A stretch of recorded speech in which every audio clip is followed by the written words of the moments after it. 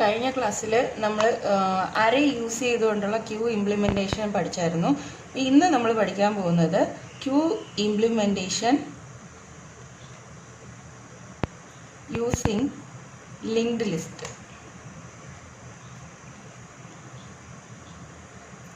Linked list use ചെയ്തിട്ട് എങ്ങനെയാണ് നമ്മൾ ക്യൂ ഇംപ്ലിമെൻ്റ് ചെയ്യുന്നത് എന്നുള്ളതാണ് പഠിക്കുന്നത്.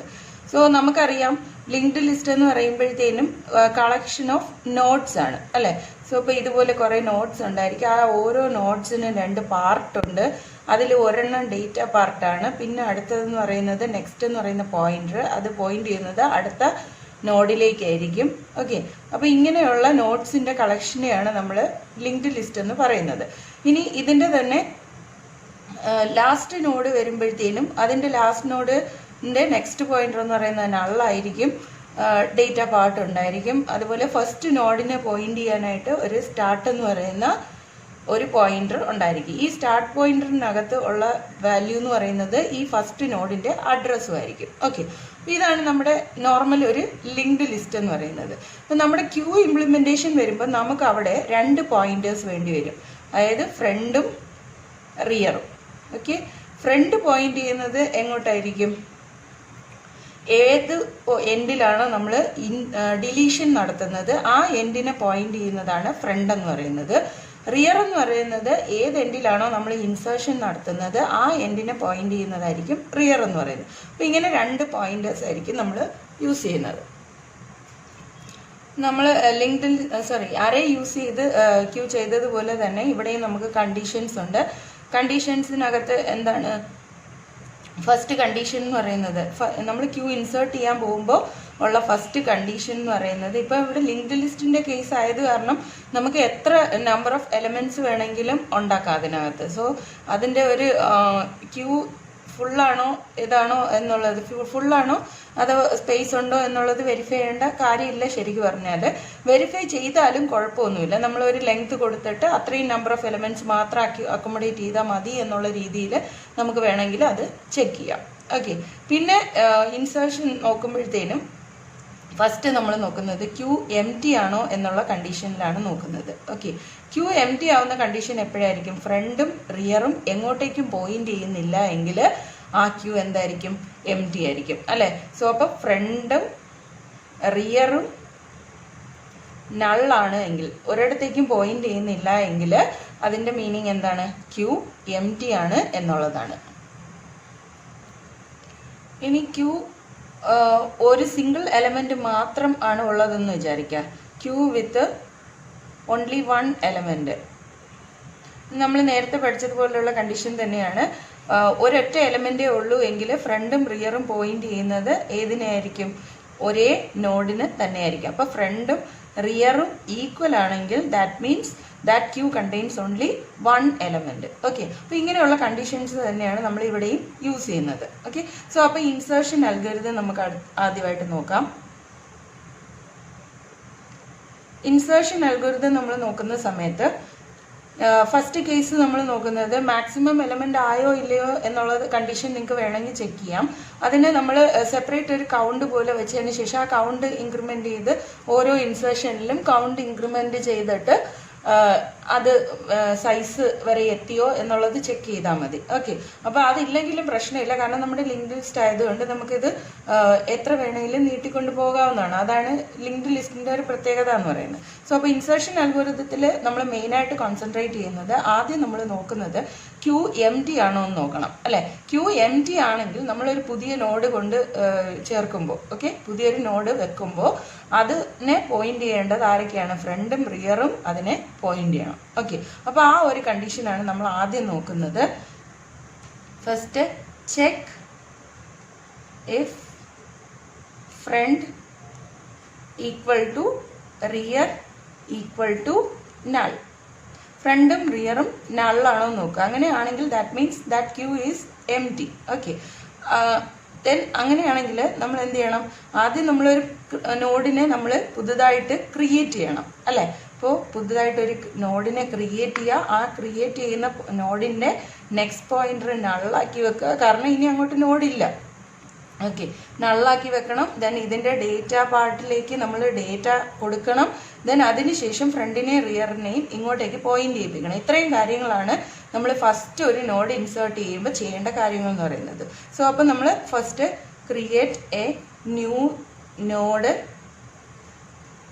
Called NODE capital letter. Okay, ഇങ്ങനെ ഒരു നോഡ് ക്രിയേറ്റ് ചെയ്യുകയാണ്. എന്നിട്ട് പിന്നെ അടുത്ത സ്റ്റെപ്പിൽ ചെയ്യേണ്ടത് എന്താണ്? ആ നോഡിൻ്റെ നെക്സ്റ്റ് പോയിന്ററിനെ നള്ളാക്കുക. അതിൽ വേറെ ഒന്നുമില്ല. ദെൻ അതിൻ്റെ ഡേറ്റ പാർട്ടിനെ ഐറ്റം വെച്ച് ഇനിഷ്യലൈസ് ചെയ്യാം. നമുക്ക് ഏത് ഐറ്റം ആണോ ഇൻസേർട്ട് ചെയ്യാനുള്ളത് ആ ഐറ്റം വാല്യൂ കൊടുത്ത് ഇനിഷ്യലൈസ് ചെയ്യാം. ഓക്കെ, അപ്പോൾ ഇപ്പം നമ്മുടെ നോഡ് ക്രിയേറ്റ് ചെയ്ത് കഴിഞ്ഞു. ഇനി ക്രിയേറ്റ് ചെയ്തതിന് ശേഷം ഇനി എന്ത് ചെയ്യണം? ഇതിലേക്ക് നമ്മൾ ഫ്രണ്ടിനെയും റിയറിനെയും ചേർക്കുക എന്നുള്ളതാണ്.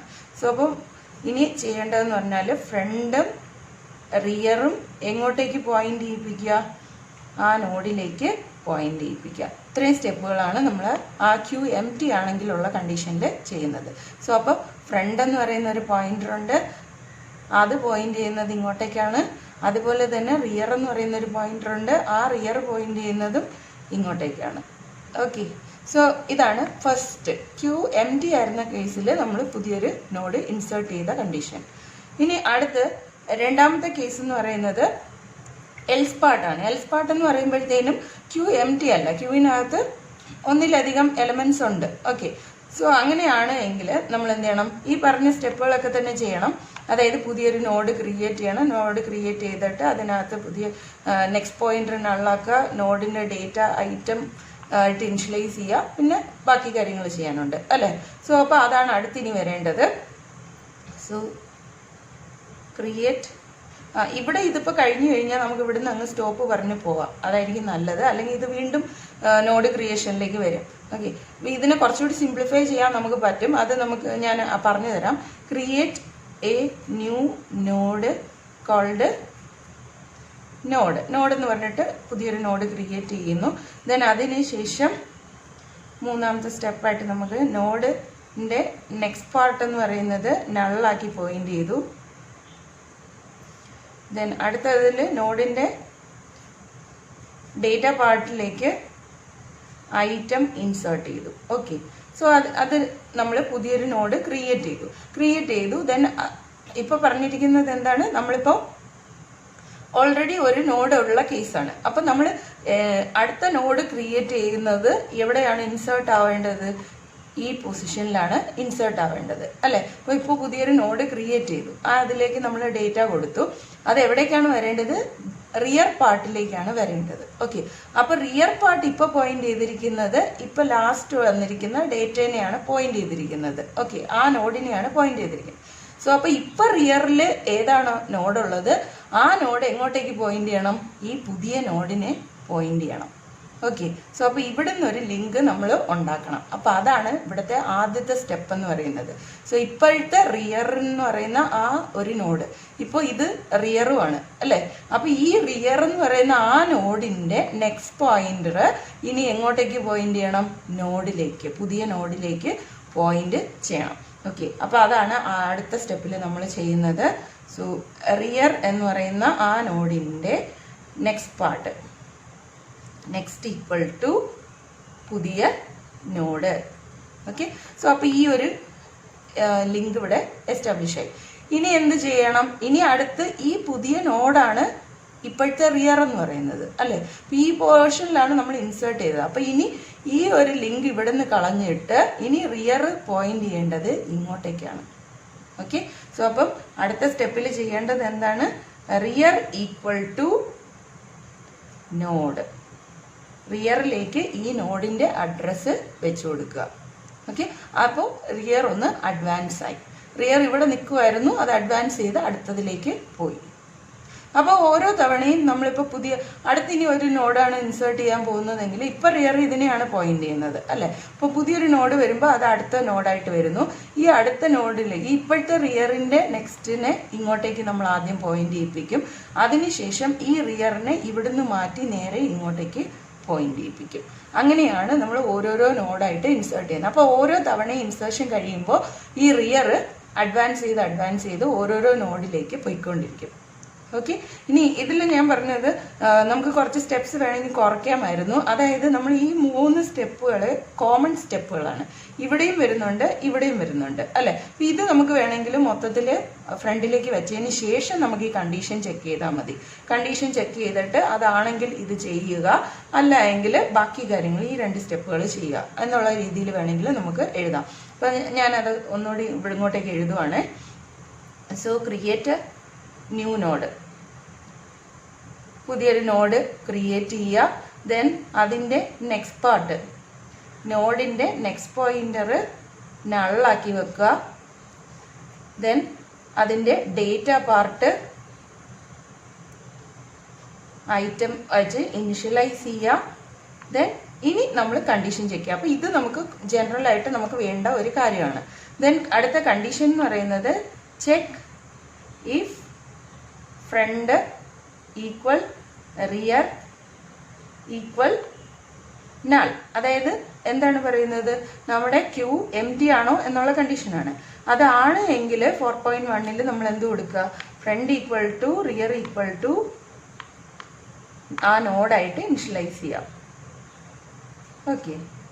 ദെൻ ഇവിടുന്ന് നമുക്ക് സ്റ്റോപ്പ് ചെയ്ത് പോവാം. ദെൻ 5th, ഇതല്ല എങ്കിൽ എൽസ് പാർട്ടിലാണെങ്കിൽ നമ്മൾ എന്ത് ചെയ്യുക, എൽസ് ഈ 2 സ്റ്റെപ്പുകൾ വരും. റിയറിന്റെ നെക്സ്റ്റ് എന്ന് പറയുന്നത് നോഡാക്കി പോയിന്റ് ചെയ്യിപ്പിക്കുക. അതുപോലെ റിയർ ഈക്വൽ ടു നോഡാക്കുക. ഇത്രയും കാര്യങ്ങൾ ചെയ്തു കഴിഞ്ഞാൽ അതിലേക്ക് പുതിയ വാല്യൂ ആഡ് ആവും. ഓക്കെ. അപ്പം ഇങ്ങനെയാണ് ഇൻസേർഷൻ അൽഗോരിതം വരുന്നത്. അടുത്തത് ഡിലീഷൻ അൽഗോരിതം ആണ്. ഓക്കെ. അപ്പോൾ ഡിലീഷൻ അൽഗോരിതത്തിന്റെ കേസിൽ നമ്മൾ കൺസിഡർ ചെയ്യുന്നത് ഒരു ലിങ്ക്ഡ് ലിസ്റ്റ് ഉണ്ട് എന്നുള്ള ഒരു കൺസിഡറേഷൻ നമ്മൾ ആദ്യം എടുക്കുന്നു. ഓക്കെ. ഇങ്ങനെ ഒരു ലിങ്ക്ഡ് ലിസ്റ്റ് ഉണ്ട്. ഇത് ഫ്രണ്ടും ഇത് റിയറുമാണ്. ഫ്രണ്ട് ആദ്യത്തേതിലേക്ക് പോയിന്റ് ചെയ്യുന്നു, റിയർ ലാസ്റ്റ് നോഡിനെ പോയിന്റ് ചെയ്യുന്നു. ഇങ്ങോട്ടേക്കെല്ലാം പോയിന്റ് ചെയ്യുന്നു. ഇത് നള്ളായിട്ട് നിൽക്കുന്നു. ഓക്കെ. ഈ ഒരു രീതിയിൽ നമുക്ക് ഒരു ക്യൂ ഉണ്ട് എന്നുള്ള കൺസെപ്ഷൻ ആണ്.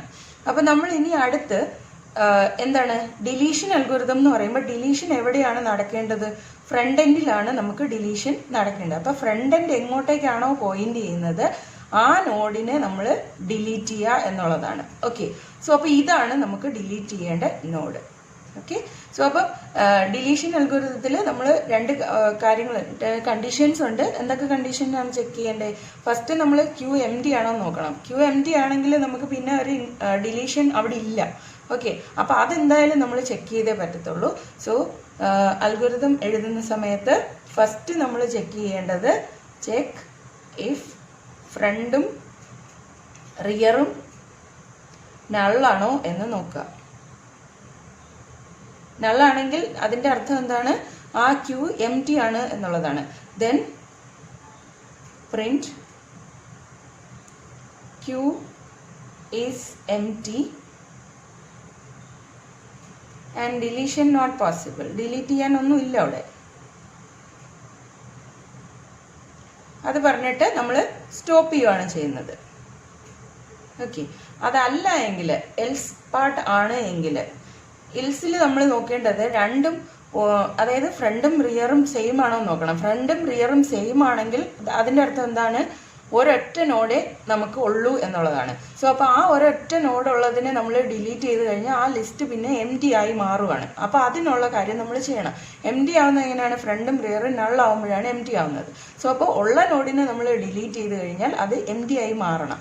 അപ്പൊ ആ ഒരു കണ്ടീഷനും കൂടി നമ്മൾ നോക്കണം. Else check if front equal to rear, ഫ്രണ്ടും റിയറും ഈക്വൽ ആണോ എന്ന് നോക്കുക. അങ്ങനെയാണ് എങ്കിൽ എന്ത് ചെയ്യണം, നമുക്ക് ഇപ്പം ഫ്രണ്ട് എവിടെയാണോ പോയിന്റ് ചെയ്തിരിക്കുന്നത് അതിൽ ഐറ്റമാണ് നമ്മൾ ഡിലീറ്റ് ചെയ്ത് മാറ്റുന്നത്, അല്ലെ? അപ്പൊ അത് ഡിലീറ്റ് ചെയ്തതായിട്ട് കാണിക്കാൻ വേണ്ടി നമ്മൾ എന്ത് ചെയ്യുമെന്ന് വെച്ചാൽ ഐറ്റം എന്ന് പറയുന്ന ഒരു വേരിയബിളിലേക്ക് നമ്മുടെ ഈ ഫ്രണ്ട് പോയിന്റ് ചെയ്യുന്ന ആ ഒരു ഡേറ്റ പാർട്ടിനെ അസൈൻ ചെയ്ത് വെക്കും. ഓക്കെ. ഇതാണ് നമ്മൾ ഡിലീറ്റ് ചെയ്തതെന്ന് കാണിക്കാൻ വേണ്ടിയിട്ട്. ദെൻ അതിനുശേഷം ചെയ്യാൻ പോകുന്നത് എന്താണ്, ഇതിനെ രണ്ടിനെയും നള്ളാക്കുക എന്നുള്ളതാണ്. So front equal rear equal നള്ളാക്കി മാറ്റുക. ഓക്കെ, സോ അപ്പോഴത്തേനും അതിൻ്റെ അർത്ഥം എന്തായി മാറി? ആ ക്യൂ എം ടി ആയി. ഓക്കെ, അപ്പോൾ ഒരു നോഡ് മാത്രമേ ഉള്ളൂവെങ്കിൽ അങ്ങനെ ചെയ്തിട്ട് ഇവിടുന്ന് സ്റ്റോപ്പ് ചെയ്യാൻ പറയാം. അതല്ല എങ്കിൽ, ഇതൊന്നും അല്ല എങ്കിൽ അതിൻ്റെ അർത്ഥം എന്താ? ഒന്നിലധികം നോഡുകളുണ്ട്, അതിൽ ഒരെണ്ണം നമ്മൾ ഡിലീറ്റ് ചെയ്യണം. അപ്പോൾ ഈ ഒരെണ്ണം ഡിലീറ്റ് ചെയ്യുന്നത് എവിടെ നിന്നാണ്? ഫ്രണ്ട് എൻഡിൽ നിന്ന്. ഓക്കെ, അപ്പോൾ ഈ ഫ്രണ്ട് എൻഡിൽ നിന്ന് ഡിലീറ്റ് ചെയ്യണം എന്ന് പറഞ്ഞു കഴിഞ്ഞാൽ നമ്മൾ എന്താണ് ചെയ്യേണ്ടത്? ഈ ഒരു ലിങ്ക് നമ്മൾ കളയുന്നു. ഈ ലിങ്ക് കളഞ്ഞതിന് ശേഷം ഫ്രണ്ടിനെ നേരെ ഇങ്ങോട്ടേക്ക് പോയിന്റ് ചെയ്യിപ്പിക്കുന്നു. ഇത് കളഞ്ഞാലും കളഞ്ഞില്ലെങ്കിലും ഫ്രണ്ട് ഇങ്ങോട്ടേക്ക് വന്നു കഴിഞ്ഞാൽ പിന്നെ എന്തായി? ലിസ്റ്റ് ഇവിടെ മുതലേ സ്റ്റാർട്ട് ചെയ്യത്തുള്ളൂ. ഓക്കെ, അപ്പം എന്താണ് മാറേണ്ടത്? ഇപ്പോൾ ഫ്രണ്ട് പോയിന്റ് ചെയ്തിരിക്കുന്ന അതിൻ്റെ നെക്സ്റ്റ് പോയിന്ററിൻ്റെ നോഡിൻ്റെ അഡ്രസ്സാണ് ഇനി ഫ്രണ്ട് വരേണ്ടത് അല്ലേ? അപ്പോൾ ഈ ഒരു രീതിയിലാണ് വരേണ്ടത്. അപ്പോൾ ഫ്രണ്ട് ഈക്വൽ ടു പുതിയ ഫ്രണ്ട് എന്ന് പറയുന്നത് എന്താക്കി മാറ്റണം? ഇപ്പോൾ ഉള്ള ഫ്രണ്ടിൻ്റെ നെക്സ്റ്റ് പോയിന്ററായിട്ട് അസൈൻ ചെയ്യാം. അങ്ങനെ വരുമ്പോൾ എന്ത് സംഭവിക്കും? ഇതാണ് ഇപ്പോൾ ഉള്ള ഫ്രണ്ടിൻ്റെ നെക്സ്റ്റ് പോയിന്റർ എന്ന് പറയുന്നത്. ഇതാണ്, ഈ ഒരു കണക്ഷനാണ്. ഓക്കെ, അപ്പോൾ ഈ ഒരു കണക്ഷൻ ഓൾറെഡി നിൽക്കുന്നുണ്ട്. ഈ ഒരു ലിങ്ക് നമ്മൾ ഈ ഫ്രണ്ടിൽ നിന്ന് ഡയറക്റ്റായിട്ട് ഇങ്ങോട്ടേക്ക് മാറ്റി. അപ്പോൾ ഇനി ലിങ്ക് ലിസ്റ്റ് സ്റ്റാർട്ട് ചെയ്യുന്നത് ഇവിടെ മുതലായിരിക്കും. ഓക്കെ, അപ്പോൾ അതാണ് ചെയ്തിരിക്കുന്നത്. ഫ്രണ്ടിനെ ഒന്ന് അഡ്വാൻസ് ചെയ്തു. Front equal to front next ആക്കി മാറ്റി. ഓക്കെ, ഫ്രണ്ടിൻ്റെ നെക്സ്റ്റ് ആക്കി മാറ്റി. അപ്പം ഇതിനു മുമ്പ് നമ്മൾ ഡിലീറ്റ് ചെയ്തതായിട്ട് കാണിക്കാൻ വേണ്ടിയിട്ട് നമുക്കിവിടെ ഒരു കാര്യം കൂടി ചെയ്യാം. ഇവിടെ ചെയ്ത അതേ കാര്യം, ഐറ്റം ഈക്വൽ ടു ഇപ്പോഴത്തെ ഫ്രണ്ടിനകത്തുള്ള ഡേറ്റ എന്താണോ അത് നമ്മൾ ഐറ്റത്തിലേക്ക് എടുക്കുന്നു. ഐറ്റത്തിലേക്ക് എടുത്തതിന് ശേഷം ഫ്രണ്ട് ഈക്വൽ ടു ഫ്രണ്ടിൻ്റെ നെക്സ്റ്റ് ആക്കി പറയാം. ഓക്കെ, ഇത്രയും കാര്യങ്ങൾ ചെയ്തിട്ട് ദെൻ സ്റ്റോപ്പ്. ഓക്കെ, ഇത്രയേ ഉള്ളൂ ആ ഡിലീഷൻ അൽഗോരിതം എന്ന് പറയുന്നത്. ക്ലിയർ അല്ലേ? ഇനി അതുപോലെ ഡിസ്പ്ലേ അൽഗോരിതം. ഡിസ്പ്ലേ ചെയ്യുമ്പോഴും നമ്മൾ ഈ പറഞ്ഞ കണ്ടീഷൻസ് എല്ലാം തന്നെ നോക്കണം. അതായത് ക്യൂ എം ടി ആണോ നോക്കണം. ക്യൂ എം ടി ആണെങ്കിൽ അവിടെ ഡിസ്പ്ലേ ചെയ്യാൻ ഒന്നുമില്ല. പിന്നെ അതുപോലെ അല്ലെങ്കിൽ നമ്മൾ എന്ത് ചെയ്യണം? ഫ്രണ്ടും റിയറും വരെ, ഫ്രണ്ട് മുതൽ റിയർ വരെയുള്ള എല്ലാ നോട്ട്സിനെയും പ്രിന്റ് ചെയ്യുക എന്നുള്ളതാണ് നമ്മുടെ എയിം എന്ന് പറയുന്നത്. സോ അപ്പോൾ ആദ്യം തന്നെ നമ്മൾ നോക്കുന്നത് check if front equal rear equal null ആണോ എന്ന് നോക്കുക. That means that Q is empty. Okay, അങ്ങനെയാണ് എങ്കിൽ പ്രിന്റ് ക്യൂ എം ടി എന്നിട്ട് നമ്മൾ സ്റ്റോപ്പ് ചെയ്ത് പുറത്ത് പോവുക. അതല്ല എങ്കിൽ എന്ത് ചെയ്യണം? നമ്മൾ ആദ്യം മുതൽ, അതായത് ഫ്രണ്ട് മുതൽ റിയർ വരെ ഉള്ള നോട്ട്സിനെ നമ്മൾ പ്രിന്റ് ചെയ്യുകയാണ് ചെയ്യുന്നത്. ഓക്കെ, അപ്പോൾ ആദ്യമായിട്ട് നമ്മൾ ഫ്രണ്ടിനെ സ്റ്റാർട്ട് എന്ന് പറഞ്ഞിട്ട് ഒരു ഇതെടുക്കാം. നമുക്ക് സ്റ്റാർട്ട് ഈക്വൽ ടു സ്റ്റാർട്ട് എന്ന് പറഞ്ഞൊരു പോയിന്റർ എടുത്തിട്ട് സ്റ്റാർട്ടിനകത്തോട്ട് ഫ്രണ്ടിനെ എടുത്തു. Then repeat until start equal to front. Start front ആവുന്നത് വരെ ഇത് റിപ്പീറ്റ് ചെയ്തുകൊണ്ടിരിക്കുക. എന്താണ് ചെയ്യേണ്ടത്? പ്രിന്റ് ഇപ്പം സ്റ്റാർട്ടിനകത്തുള്ള ആ പോയിന്ററിനകത്ത് ഡേറ്റ പാർട്ടിനെ പ്രിന്റ് ചെയ്യിപ്പിക്കുക. സ്റ്റാർട്ടിനകത്തുള്ള ഡേറ്റ പാർട്ടിനെ പ്രിന്റ് ചെയ്യിപ്പിക്കുക. ദെൻ സ്റ്റാർട്ടിനെ അടുത്തതിലേക്ക് പോയിന്റ് ചെയ്യിപ്പിക്കുക. സോ സ്റ്റാർട്ട് ഈക്വൽ ടു ഇപ്പോഴത്തെ സ്റ്റാർട്ടിൻ്റെ നെക്സ്റ്റ്. അടുത്ത നോഡിലെ ഇത് സ്റ്റാർട്ടിലേക്ക് എടുത്തു. വീണ്ടും ഇതേ പ്രോസസ്സ് റിപ്പീറ്റ് ചെയ്തുകൊണ്ടേയിരിക്കും until start equal to start rear ആവുന്നവരെയാണ് കേട്ടോ. സോറി, ഇവിടെ തെറ്റിപ്പോയതാണ്. സ്റ്റാർട്ട് റിയർ എത്തുന്നത് വരെ നമ്മൾ ഫ്രണ്ടിൽ സ്റ്റാർട്ട് ചെയ്തു. ഫ്രണ്ട് മുതൽ റിയർ ആവുന്നത് വരെയാണ് നമ്മൾ ഈ പ്രോസസ്സ് റിപ്പീറ്റ് ചെയ്യുന്നത്. അങ്ങനെ ഓരോ തവണയും നമ്മൾ ഇതിൻ്റെ ഡേറ്റ പാർട്ട് ഡിസ്പ്ലേ ചെയ്തുകൊണ്ടിരിക്കും. ദെൻ ഫോർത്ത് അതെല്ലാം കഴിയുമ്പോൾ നമ്മൾ സ്റ്റോപ്പ് ചെയ്യും. ഓക്കെ, സോ അപ്പോൾ ഇത്രയുമാണ് ലിങ്ക്ഡ് ലിസ്റ്റ് യൂസ് ചെയ്തിട്ടുള്ള ക്യൂ ഇംപ്ലിമെൻറ്റേഷൻ്റെ അൽഗോരിതം എന്ന് പറയുന്നത്. ഇതുപോലെ നിങ്ങൾക്ക് സിമ്പിളായിട്ട് കാണാതെ പഠിക്കാതെ തന്നെ നമുക്ക് സ്വന്തമായിട്ട് അൽഗോരിതം എഴുതാൻ കഴിയും. ഓക്കെ, ഇതിപ്പോൾ ഞാൻ ഒരു ടെക്സ്റ്റിൻ്റെയും ബേസിസിലല്ല എഴുതിയിരിക്കുന്നത്. നമ്മൾ ആ കൺസെപ്റ്റിനെ ബേസ് ചെയ്തിട്ടാണ് ഞാൻ എഴുതിയിരിക്കുന്നത്. ഇത് നിങ്ങൾ കാര്യം മനസ്സിലാക്കി കഴിഞ്ഞാൽ നിങ്ങൾക്ക് ഏത് ടെക്സ്റ്റ് ബുക്കിലുള്ള അൽഗോരിതം വേണമെങ്കിലും നിങ്ങൾക്ക് മനസ്സിലാക്കാൻ പറ്റും. അത് കൃത്യമായിട്ട് നിങ്ങൾക്ക് എഴുതാനും പറ്റും. ഓക്കെ, അപ്പം അങ്ങനെ തന്നെ എഴുതണമെന്നില്ല. എക്സാം വരുന്ന സമയത്ത് കൺസെപ്റ്റ് അറിയുക, ഈ കൺസെപ്റ്റുകൾ അനുസരിച്ചുള്ള ഇത് എഴുതുക, അൽഗോരിതം എഴുതുക. പിന്നെ അതിൻ്റെ എക്സ്പ്ലനേഷൻ വരുന്നുണ്ടെങ്കിൽ ഇതുപോലെ ഗ്രാഫിക്കൽ റെപ്രസെൻറ്റേഷൻസ് ഒക്കെ കാണിക്കുക, അതിനെ ബേസ് ചെയ്തിട്ടുള്ള എക്സ്പ്ലനേഷൻ കൊടുക്കുക. അല്ലാതെ ഒരുപാട് അങ്ങ് വാരി വലിച്ച് എഴുതേണ്ട കാര്യമൊന്നും ഇതിനകത്ത് വരില്ല. ഓക്കെ, സോ അപ്പോൾ ആ ഒരു രീതിയിലായിരിക്കണം നമ്മൾ ഡേറ്റ സ്ട്രക്ചർ പഠിക്കേണ്ടത്. ക്ലിയർ ആണല്ലോ? ഇപ്പോൾ കൺസെപ്റ്റുകൾ മനസ്സിലാക്കാനായിട്ട് ശ്രമിക്കുക. ഇനി എന്തെങ്കിലും ഡൗട്ട് നിങ്ങൾക്ക് തോന്നുന്നുണ്ടെങ്കിൽ നിങ്ങൾ കമൻസ് ആയിട്ട് ചോദിക്കുക. നിങ്ങൾക്ക് മനസ്സിലാവുന്നുണ്ടോ ഇല്ലയോ എന്നുള്ളത് എനിക്കറിയില്ല. അതും കൂടി ഒന്ന് അറിയിച്ചാൽ നല്ലതായിരിക്കും. ഫീഡ്ബാക്ക് തന്നാൽ നല്ലതായിരിക്കും. എങ്കിൽ അതിനനുസരിച്ച് എനിക്ക് ക്ലാസ്സുകൾ അഡ്ജസ്റ്റ് ചെയ്ത് നിങ്ങൾക്ക് തരാൻ പറ്റും. Okay, then bye for now. Take care.